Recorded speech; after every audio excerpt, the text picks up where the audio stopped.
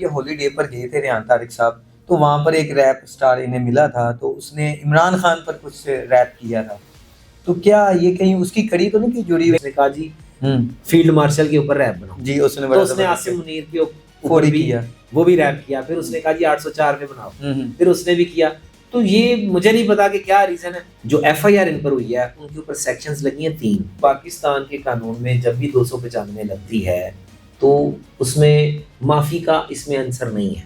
اگر ریحان طارق نے کوشچن کرنے پر ایف آئی آر ہو گئی ہے تو جنہوں نے اس کا آنسر کیا ہے یا جو انہوں نے بتایا ہے ان پر آپ نے ایف آئی آر، ان کا نام بھی ایف آئی آر میں نہیں لکھا. 295 پہلے کسی پہ پھر دوسرے پہ، جتنے بھی فیمس پرسنالٹیز ہیں ان کے اوپر ان پر چل رہی. یہ لوگ عام لوگ بھی ڈر گئے ہیں نا، یہ ریڈی لگائے اس کے ساتھ زیادتی ہوتی ہے، اس کی ایف آئی آر فوری کیوں نہیں کرتی؟ پاکستان میں قانون کی مثال ایسی ہے، ایک ایسے مکڑی کے جالے کی طرح ہے کہ جسے طاقتور تو توڑ کے گزر جاتا ہے، کمزور کیڑے مکوڑے آپ جیسے اور ہم جیسے اس میں پھنس جاتے ہیں. السلام علیکم ناظرین، میں ہوں عمران بھٹی. آج میرے ساتھ ماہر قانون دان فیصل جٹ صاحب ہیں. ان سے جانیں گے ریحان طارق کا کیس کہاں تک گیا ہے، نئی اپڈیٹ ان کے پاس کیا ہے. آئیے انہیں سے جانتے ہیں. السلام علیکم سر. وعلیکم السلام. سر کیسے ہیں آپ؟ جی شکر اللہ. سر ریحان طارق کے حوالے سے کچھ بتائیے گا، اب نئی اپڈیٹ کیا ہے؟ جی ریحان طارق کے حوالے سے یہی ہے کہ ان کا جو پہلے ایک انٹرویو چلا تھا نقوی صاحب کے ساتھ، شیعہ عالم ہیں، ان کا انہوں نے انٹرویو کنڈکٹ کیا تھا اور انہوں نے اپنے پوسٹ کیا اس کو، اور اس کا حوالہ بھی ایف آئی آر میں دیا گیا ہے. ایف آئی آر نمبر ہے وہ 138/2026 ہے. جی این سی سی اے لاہور میں یہ مقدمہ درج ہوا ہے. اچھا.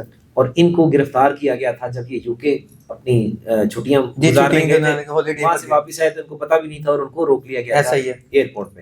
پھر 6 دن کا ان کا ریمانڈ ہوا، سائبر کرائم نے ریمانڈ مانگا تھا عدالت سے، ان کو ریمانڈ مل گیا تھا. اس کے بعد وہ جوڈیشل ہو گیا اور وہ جیل بھجوا دیا گیا. اب سچویشن یہ ہے کہ ان کو جو ایف آئی آر ان پر ہوئی ہے ان کے اوپر سیکشنز لگی ہیں 3. وہ سیکشن ہے 153A. جی جو 153A ہے وہ کسی بھی فرقہ، گروہ یا نسل، ان کے 2 فرقوں کے درمیان کوئی نفرت پیدا کرنا، یہ دفعہ لگی ہے. ٹھیک ہے. اچھا اس دفعہ کی سزا 3 سال ہے. 3 سال. جو اس کے بعد 295A لگائی گئی ہے وہ مذہب کی توہین ہے، مذہب کی توہین، کسی بھی مذہب کی توہین یہ لگائی گئی ہے. اور اس میں جو اس کی سزا ہے وہ ہے 10 سال. 3 اور 10 13 ہو گیا سر. اس کے علاوہ ایک اور سیکشن لگائی گئی ہے وہ ہے 298. 298 جو ہے وہ امینڈمنٹ کی گئی ہے ابھی. جو اس میں امینڈمنٹ کی گئی ہے اس کی عمر کیا سزا ہے؟ عمر کیا؟ ویسے جو 298 ہے اس کی 3 سال سزا ہے. یہ ہے کسی بھی مقدس شخصیت یا مقدس کوئی جگہ ہو، یعنی کہ اس کو کہہ لیں احترام صحابہ اور احترام اہل بیت، یہ جو ہے وہ 298 کی شکل لگائی گئی. یعنی کہ یہ اتنی دفعات ہیں تو 3 دفعات.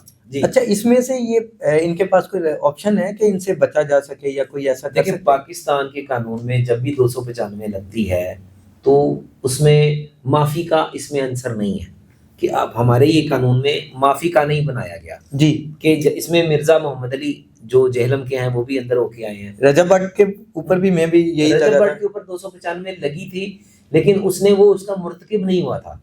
یعنی 295 کی اس نے ویڈیو بنا دی تھی، ٹھیک ہے، لیکن اس نے 295 کی جو گستاخی تھی نا وہ نہیں تھی. بظاہر اس نے گستاخی نہیں کی تھی لیکن وہ 295 سدھو موسے والے سے امپریس ہو کے کیوں تے بھی ہے تے میرے تے بھی. یعنی کہ اس کو یہ اندازہ نہیں تھا کہ وہ کیا کہہ رہا ہے، نہ اسے آئیڈیا بھی نہیں تھا کہ کیا کہہ رہا ہے. اس کو بعد میں پتا چلی کہ 295 ہے کیا. ٹھیک ہے. اور وہ 295C وہ حضرت محمد مصطفیٰ خاتم نبیین صلی اللہ علیہ وسلم ان کی اگر کوئی گستاخی ہوتی ہے تو وہ والا سیکشن لگتا ہے. وہ سیکشن اس کی سزا جو ہے وہ سزائے موت ہے. تو یہ جو 295A ہے یہ مذہب کی توہین ہے.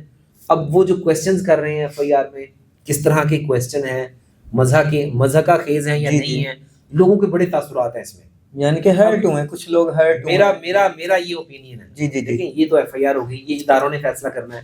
کورٹ نے فیصلہ کرنا ہے. ایسا ہی اداروں نے اس کی انویسٹیگیشن کرنی ہے. ایسا ہی تو جو بھی بنتا ہوگا وہ ان کو قانون کے مطابق ہوگا.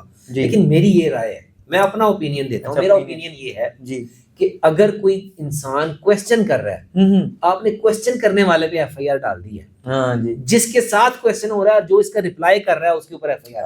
ہائے کیا آپ نے بات کر دی کہ اب یہ کوسچن میں بہت اچھی آپ نے بات کی. میں یہ نہیں کہہ رہا ہوں کہ ریحان طارق گناہ گار ہے یا وہ جو اس میں بیٹھے تھے شیعہ عالم ہیں بڑا اچھا بولتے ہیں، بڑی اچھی باتیں کرتے ہیں اور وہ فرقہ واریت سے ہٹ کے باتیں کرتے ہیں. صحیح ہے صحیح ہے. تو اگر ریحان طارق پر آپ نے ایف آئی آر دے دی ہے کوسچن کرنے پہ، تو ساتھ جو گیسٹ تھا کیونکہ دیکھیں سوال اگر آپ یہاں اکیلے بیٹھے تو نہیں ہیں ہوئے. اگر صحافی ہے اس کا جی. کام ہے سوال کرنا. صحیح آپ مجھ سے سوال کر رہے ہیں کہ کیا ایسا ہے یا نہیں, صحیح تو سوال کرنا تو جرم نہیں ہے. جرم نہیں ہے, ہاں گستاخی کرنا جرم ہے, وہ جرم ہے. اگر کوئی احترام صحابہ میں حائل ہو رہا ہے وہ گستاخی ہے, اگر احترام اہل بیت میں کوئی حائل ہو رہا ہے وہ گستاخی, اس کی آپ سزا دیں. اس کے ساتھ اگر کوسچن کرنے والا ہے ریحان طارق, میں اس کا فین نہیں ہوں جی جی نہ, میں ریحان طارق کو اتنا کوئی مطلب جانتا ہوں, یعنی کہ نیوٹرل آپ ایک میں ایک نیوٹرل بات کر رہا ہوں. اگر ریحان طارق نے کوسچن کرنے پر ایف آئی آر ہو گئی ہے تو جنہوں نے اس کا آنسر کیا ہے یا جو انہوں نے بتایا ہے ان پر آپ نے ایف آئی آر, ان کا نام بھی ایف آئی آر میں نہیں لکھا, یہ کیسی بات ہے؟ صحیح, ادھر صرف یہ لکھا گیا ہے شیعہ عالم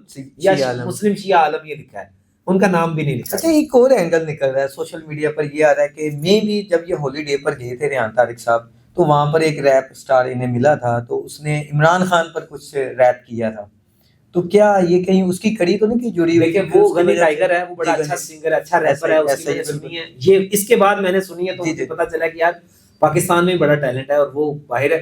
میں اگر آپ اس بات کو دیکھیں گے نا کہ عمران خان کی وجہ سے تو ایسا نہیں ہے, ایسا نہیں ہے, میرا یہ خیال ہے کہ ایسا نہیں ہے. کیوں؟ کیونکہ جب وہ غنی ٹائیگر کھڑا تھا تو بہت سارے ریپ کیے اس نے, ریحان طارق نے سب سے پہلے ایک ریپ کہا, اس نے کہا جی فیلڈ مارشل کے اوپر ریپ بناؤ جی, اس نے عاصم منیر کے اوپر بھی وہ بھی ریپ کیا, پھر اس نے کہا جی 804 پہ بناؤ, پھر اس نے بھی کیا. تو یہ مجھے نہیں پتا کہ کیا ریزن ہے, لیکن جو حقائق ہیں وہ آپ کے سامنے ہیں. بیسک جو ریزن ہے یہ صرف وہ شیعہ کمیونٹی اور یہ ہو سکتا ہے ہائٹنگ ہوئی ہے, بالکل ہو سکتا ہے, جو اہل تشیع ہمارے بھائی ہیں ان کا دل دکھا ہوگا ان کا کہ ریحان نے ایسے کوسچن کیوں کیے, تو اس وجہ سے بھی ہو سکتا ہے. لیکن دیکھنا ہوگا کہ دیکھتے ہیں آگے کیا ہوتا ہے. ان کا ایک پروگرام اور بھی چلا تھا بیویاں پاک دامن کا, تو وہاں پہ بھی انہوں نے کچھ ایسے سوالات کیے تھے, یہ بیویاں کہاں سے آئیں, ان کی ہسٹری بتا رہے تھے, کہیں یہ بھی ایلیمنٹ اس میں ایڈ آن تو نہیں ہوا اس ایف آئی آر میں؟ دیکھیں جو ایف آئی آر میں نے پڑھی ہے وہ کافی لمبی ہے, میں نے تھوڑی سی پڑھی ہے, اس کے اندر جو میں نے پڑھا ہے وہی ایک عالم جو ہے ان کا انٹرویو کیا ہے, صرف انہی پر ہے. ہاں اگر وہ بی بی پاک دامن جا کے انہوں نے کوسچن کیے ہیں تو میرا خیال ہے کوسچن کرنا کوئی غلط بات نہیں. جی بالکل ایسا ہی. اگر کوئی بندہ کسی بھی مذہب کے بارے میں بات کر رہا ہے, یا وہ اہل تشیع ہیں, اہل سنت ہیں, اہل حدیث ہیں, اگر مجھے علم نہیں ہے تو میں آپ کو کوسچن تو کر سکتا ہوں, یار آپ کی یہ آپ کے اس مذہب میں یا فرقے میں آپ کیا کرتے ہیں. جیسے ماہر قانون ہے, میں آپ سے کسی کیس کے حوالے سے ڈسکس کروں کہ یہ کیس کیا ہے, جیسے ابھی بھی میں پوچھ رہا ہوں, تو میرا یہ فرض ہے, میں قانون دان ہوں تو میرا فرض ہے میں آپ کو اس کا آنسر کروں, بجائے اس کے کہ میں اس کا آنسر کروں, میں کہوں جی ایف آئی آر کر دیں, میں سوال کیوں کیتا ہے. صحیح, تو یہ بہت غلط چیز ہے. آپ دیکھیں حضرت عمر فاروق رضی اللہ تعالیٰ عنہ, جنہوں نے دنیا میں بہت بڑے خطے, بہت بڑے سمے حکومت کی, ایسا ہی ان سے بھی جب مسجد میں کوسچن سوال کیا گیا تو وہ اٹھ کے کھڑے ہو کے جواب دیتے تھے کہ جی میں نے یہ سوٹ بنایا ہے, اور سوال کیا کیسے بنایا ہے, انہوں نے جواب دیا کہ جی میں نے اس لیے بنایا, ایسے بنایا کہ میرے بیٹے کا بھی ملا تھا مجھے, تو میں نے دونوں کو ملا کے سلوایا تو وہ بن گیا. تو جواب دینا اچھی بات ہے, سوال کرنا بھی اچھی بات ہے, لیکن آج کل کے دور میں یہ جو ایف آئی آر کا سسٹم, ایک وہ سیزن چل پڑا ہے 295 پہلے کسی پہ پھر دوسرے پہ, جتنے بھی فیمس پرسنالٹیز ہیں ان کے اوپر, ان پر چل رہے ہیں. یہ لوگ عام لوگ بھی ڈر گئے ہیں نا, یہ مذاق تو نہیں بن رہا کہیں ہمارے قانون کا ہی, کیونکہ آئے روز نئی سے نئی ایف آئی آر نظر آ رہی ہے, فلاں نے مجھے یہ کہا, مجھے ہرٹ کیا, میں ایف آئی آر کر رہا ہوں. اس پر کیسے روکا جا سکتا ہے؟ بھائی روکا جا سکتا تھا, سمپل سی بات ہے, یہ حکومت نے اپنے لیے قانون بنایا ہے, کوئی حکومت کو سوال نہ کر سکے, اور اس وجہ سے جتنے بھی فیمس لوگ ہیں ان کے اوپر ایف آئی آر ہوتی ہے, ان کو اٹھا لیا جاتا ہے. عام پرسن کی ایف آئی آر کیوں نہیں ہوتی؟ فرض کریں کہ ریڑھی بان ہے, کوئی ریڑھی لگائے, اس کے ساتھ زیادتی ہوتی ہے, اس کی ایف آئی آر فوری کیوں نہیں کرتی؟ وہ اس وجہ سے کیونکہ وہ عام ہے. پاکستان میں قانون کی مثال ایسی ہے, ایک ایسے مکڑی کے جالے کی طرح ہے کہ جسے طاقتور تو توڑ کے گزر جاتا ہے, کمزور کیڑے مکوڑے آپ جیسے اور ہم جیسے اس میں پھنس جاتے ہیں. اب کوئی سپیس ہے ان کے لیے, کوئی آپشن ہے ریحان طارق صاحب کے لیے, کوئی ان کی آزادی کا کوئی ہے ایسی شمع جو روشن ہو سکتی ہے؟ ان کی جو قانونی لڑائی ہے, ان کے وکیل لڑ رہے ہیں. آپ کو کیا لگتا ہے؟ بس یہ جاننا چاہتے ہیں. دیکھیں مجھے تو یہ لگتا ہے جیسے سارے تھوڑی دیر کے لیے اندر جاتے ہیں, ان کا وہ کیا کہتے ہیں آج کل چل رہا ہے سافٹ ویئر اپڈیٹنگ کی طرف شاید ہوں, اور یہ ایف آئی آر کیا کہتی ہے, عدالت کیا کرتی ہے, جیسے پچھلے ڈکی آ گیا, دوسرے لوگ یہ بھی جائیں گے تو یہ بھی آ جائیں گے, ہیڈن بات کر گئے, بس آپ اس بات کو سمجھ جائیں, یہ بھی جائیں گے اور یہ بھی آ جائیں گے. کہیں سافٹ ویئر اپڈیٹ ہونے کے بعد ایک نیا ورژن آ جائے گا اور وہ چینج ہو سکتا ہے. آئی ڈونٹ نو, لیکن میں نے تو ایک آپ کو ایک جسٹ بات کی ہے, اپنا اوپینین ہے کہ وہ جائیں گے. کوئی آپ میسج دینا چاہیں؟ میسج یہی ہے کہ آج کل تمام جتنے بھی سوشل میڈیا یوزرز ہیں, جتنے بھی ٹک ٹاکرز ہیں, جتنے بھی لوگ یوز کر رہے ہیں, ان کو میرا پیغام ہے کبھی بھی. ابھی ریسنٹلی میں نے دیکھا وہ رجب بٹ اور وہ دوسرا سیالکوٹ کا ایک لڑکا ہے, یہ آپس میں مذہبی باتیں کر رہے ہیں, پھر کوئی مولوی بیچ میں آ جاتا ہے. مطلب میں کسی کی میں خود یہاں تک کہ یہاں پر آپ نے بڑی اچھی بات کی, یہاں پر کچھ صحافی بھائی ہیں, ان کے بھی نام آئے, یہ پیڈ ہیں, پیسے دیتے ہیں, وہ بھی بدنام ہو رہے ہیں. میرا یہی پیغام ہے کہ آپ لوگ سوشل میڈیا پر آئیں, ویڈیوز بنائیں, اس پنگے میں نہ پڑیں. اس میں سارے رگڑے میں آ جائیں گے. کوئی کہتا ہے تو صحابہ گستاخی کی تھی, کوئی کہتا ہے تو فلانا کی تھی. آپ مذہب کو چھوڑ دیں سارے. یہ میرا پیغام ہے, پبلک سروس میسج ہے. آپ قانون کے ہاتھ پہ چڑھ گئے تو پھر آپ کا نکلنا مشکل ہو جائے گا. نہ تو اپنے مذہب کی بات کریں, نہ کسی کے مذہب پر انگلی اٹھائیں. صحیح, اپنی بات کریں, انجوائے کریں, جو آپ کے پاس ٹیلنٹ ہے وہ بتائیں. یہ پاکستان میں اگر رہنا ہے تو آپ کو یہ کرنا پڑے گا. اگر آپ کسی کے مذہب پر سوال اٹھائیں گے, کسی کی بات کریں گے, تو آپ قابو آئیں گے, پھر آپ کو رگڑا بھی لگے گا, پھر آپ کا سافٹ ویئر بھی اپڈیٹ ہوگا. اور ایسا ہوگا پھر آپ خود کہیں گے جی ہوں میں اپنا دوبارہ نہیں کرانا. تو اب ہم آپ سے اجازت چاہتے ہیں, اپنا خیال رکھیے گا. اللہ حافظ.